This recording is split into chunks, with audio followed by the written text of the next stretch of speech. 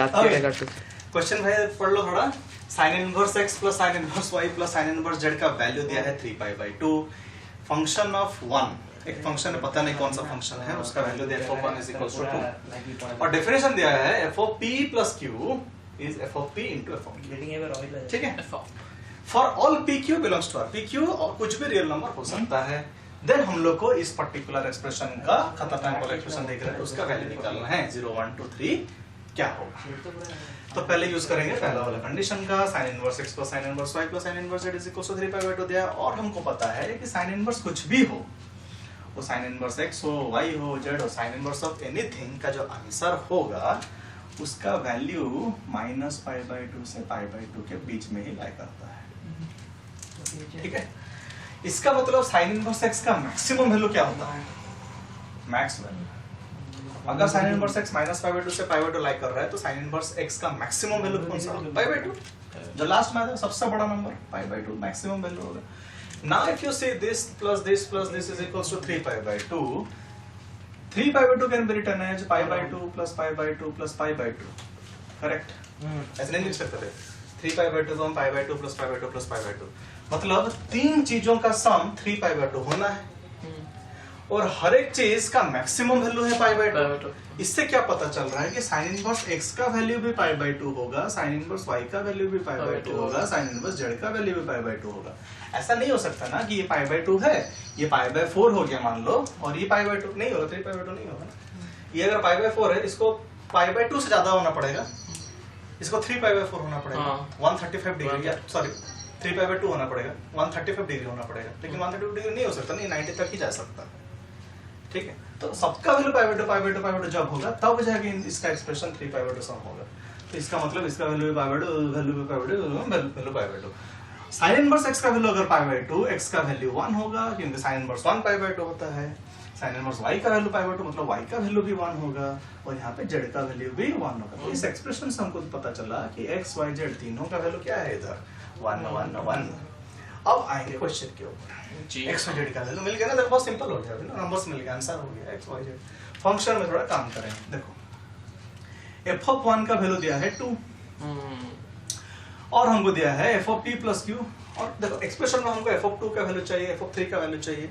तो देखो क्या f(2) का वैल्यू निकालने के लिए, देखो f(1) का तो वैल्यू दिया है ना, 2 दिया है, f(2) का वैल्यू नहीं पता, उसको निकालना पड़ेगा। कैसे निकालेंगे? क्या f(2) को हम लोग f(1 + 1) लिख सकते हैं, बिल्कुल 2 को 1 + 1 लिखा जा सकता है। हमको डेफिनेशन पता है कि f(p + q) होता क्या है, f(p * f(q). तो f(1 + 1) क्या होगा, f(1 * f(1), ये p ये q, p + q, p * q होता है। ठीक है, तो f(1) का वैल्यू है 2, f(1) का वैल्यू फिर से 2 × 2 हो जाता है 4। समझ में आया? f(2) का वैल्यू आ गया 4। अब f(3) है तो इसको मैं क्या ऐसा लिख सकता हूँ 1 + 2, मतलब इसको डेफिनेशन लगाएंगे तो f(1 * f(2), f(1) का वैल्यू है 2, f(2) का वैल्यू आपने निकाला 4, तो f(3) का वैल्यू क्या 8 हो जाएगा? जरूर हो जाएगा। तो f(2) का वैल्यू हो गया 4 और f(3) का वैल्यू हो गया 8।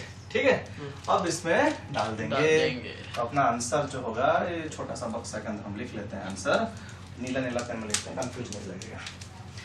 x⁻f(1). अच्छा देखो ये x का वैल्यू क्या है 1, f(1) का वैल्यू क्या है, कहाँ है 2², y भी 1 है, f(2) का वैल्यू 4 है और z का वैल्यू भी 1 है और f(3) का वैल्यू 8 है। सब डाल देना बस, x + y + z 1 + 1 + 1। ओके ठीक है, और ये वाला भी वही तो है 1 to the power 1 square 1 to the power 4 and 1 to the power 8।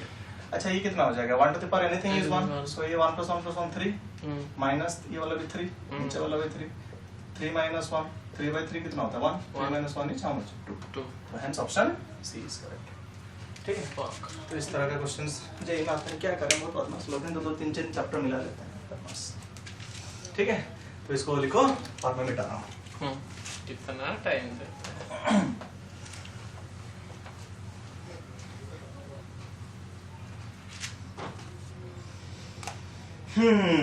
और एक मस्त वाला क्वेश्चन करेंगे, और मस्त वाला क्वेश्चन कुछ ऐसा है, क्वेश्चन नंबर पता नहीं कौन सा, शायद सा 5।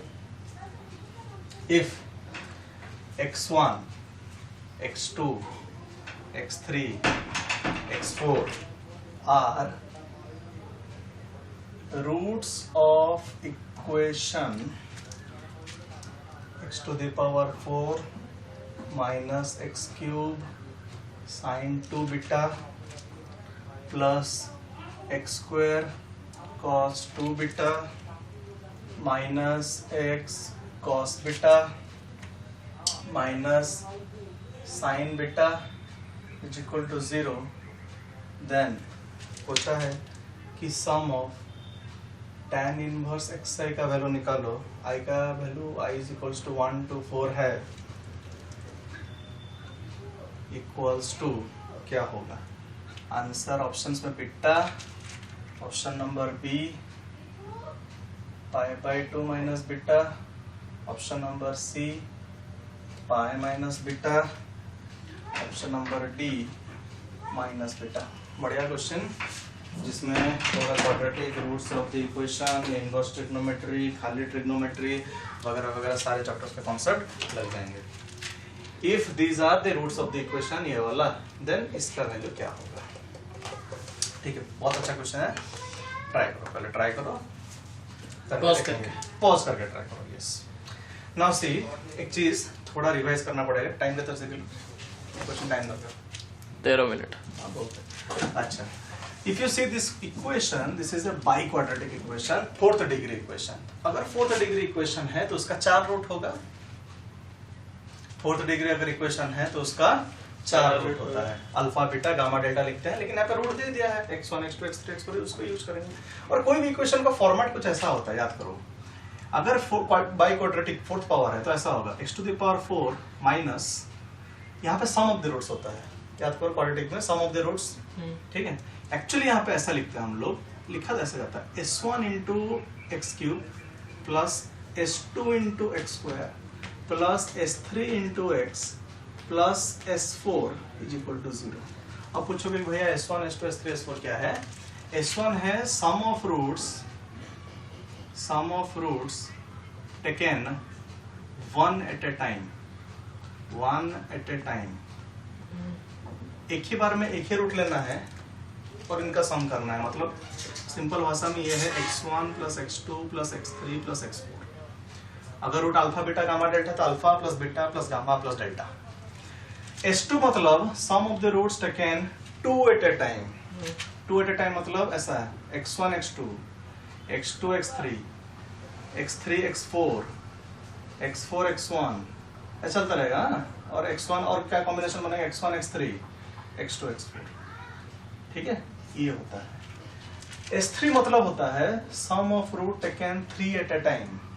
कैसा होगा भैया x1 x2 x3 x2 x3 x4 x3 x4 x1 और शायद और एक बनेगा x4 x1 x2.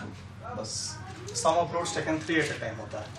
और S4 sum of the roots taken 4 at a time, मतलब एक ही बार में ले लो 4 root x1 x2 x3 x4. और तो एडिशन नहीं हो पाएगा, चारों का चारों आ गया है और पॉसिबल कॉम्बिनेशन है नहीं. ये होता है, ये पढ़े थे क्यूबिक में बताया था, अभी बाइक्वाड्रेटिक में है. क्वाड्रेटिक में क्या, क्यूबिक में क्या, alpha plus beta plus gamma था. 1 at a time, 2 at a time, 3 at a time. तो biquadratic 1 2 3 and 4 at a time. इस तरह का कुछ चीज है. ठीक है, ये आपका क्वाड्रेटिक इक्वेशन या जनरल इक्वेशन से related concept. Now see we have to find the value of sum of tan inverse xi i is equal to 1 to 4. tan inverse xi i is equals to 1 to 4. अच्छा, इसको अगर expand करें तो ऐसा लिख सकते हैं tan inverse x1 tan inverse x2 tan inverse x3 tan inverse x4. इसका सम चाहिए. इस तरह का तो आपके पास कुछ फॉर्मूला ही नहीं है. मैंने पहले बताया था tan inverse x plus tan inverse y. लेकिन जेई लेवल में tan inverse of x x1 x2 x3 x4 x5 x6 dot dot dot up to xn का भी सम निकाल सकते हैं यूजिंग ट्रिग्नोमेट्री फॉर्मूला. जो तुम लोग को नहीं पढ़ाया गया था उसको थोड़ा मैं बता देता हूँ. पहले से कॉन्सेप्ट है, क्वेश्चन से कुछ रिलेटेड नहीं था, सब कॉन्सेप्ट से, तब जाके क्वेश्चन सॉल्व होगा.